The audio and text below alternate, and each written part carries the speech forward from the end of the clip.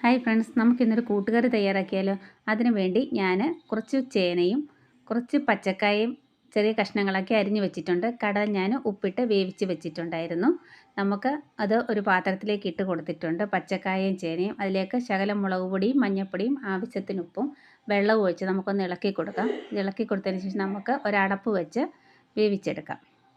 ആ സമയം കൊണ്ട് നമുക്ക് വേറൊരു പാത്രത്തിലേക്ക് ശകലം വെളിച്ചെണ്ണ ഒഴിച്ച് കൊടുത്ത് കുറച്ച് കുരുമുളകും ഒരു വറ്റൽമുളകും കൂടി ഒന്ന് ചൂടാക്കി നമുക്കൊന്ന് പൊടിച്ചെടുത്ത് വയ്ക്കാം. നമ്മുടെ കായയും ചേനയൊക്കെ വെന്ത് വന്നിട്ടുണ്ട്. അതിലേക്ക് നമുക്ക് വേവിച്ച് വെച്ചിരിക്കുന്ന കടല കൂടെ ചേർത്ത് ഇളക്കി ഒന്ന് അടച്ച് വയ്ക്കാം. ആ സമയം കൊണ്ട് നമുക്കൊരു അരപ്പ് തയ്യാറാക്കാം. തേങ്ങയും ജീരകവുമാണ് ഞാൻ അരച്ചെടുത്തുകൊണ്ട് വന്നിരിക്കുന്നത്. അത് നമുക്ക് ഇതിലേക്ക് ചേർത്ത് കൊടുക്കാം. ചേർത്ത് ഇളക്കിയതിന് ശേഷം ഞാൻ അതിലേക്ക് കുറച്ച് ശർക്കരയാണ് ചേർത്ത് കൊടുത്തിരിക്കുന്നത്. അതും കൂടെ ചേർത്ത് ഇളക്കി ഒന്ന് അടച്ച് വയ്ക്കാം. വേറൊരു ചീനച്ചട്ടിയിലേക്ക് നമുക്ക് വെളിച്ചെണ്ണ ഒഴിച്ച് കൊടുത്ത് ഉഴുന്നും അതേപോലെ തന്നെ കടുകും ഇട്ട് പൊട്ടിക്കുക. അതിന് ശേഷം കറിവേപ്പിലയും വറ്റൽമുളകും ഇട്ട് മൂത്ത് വരുമ്പോൾ തേങ്ങ നമുക്കൊന്ന് വറുത്തെടുക്കാം.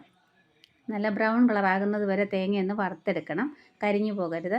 അങ്ങനെ നമ്മുടെ തേങ്ങയൊക്കെ ഏകദേശം നല്ല കളറായി വന്നിട്ടുണ്ട്.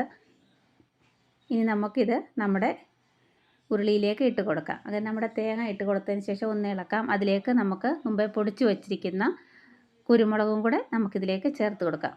നമുക്ക് വേണമെങ്കിൽ ഒരു ടേബിൾ സ്പൂൺ വെളിച്ചെണ്ണയും കൂടി ഇതിലേക്ക് ചേർത്ത് കൊടുക്കാം. അതിനുശേഷം നമുക്ക് നന്നായിട്ടൊന്ന് ഇളക്കി അങ്ങനെ നമ്മുടെ വളരെ ടേസ്റ്റി ആയിട്ടുള്ള കൂട്ടുകറി ഇവിടെ റെഡി ആയിട്ടുണ്ട്. ഇഷ്ടപ്പെട്ടാൽ വീഡിയോ ലൈക്ക് ചെയ്യാനും ഷെയർ ചെയ്യാനും കമൻറ്റ് ചെയ്യാനും മറക്കരുത്. താങ്ക്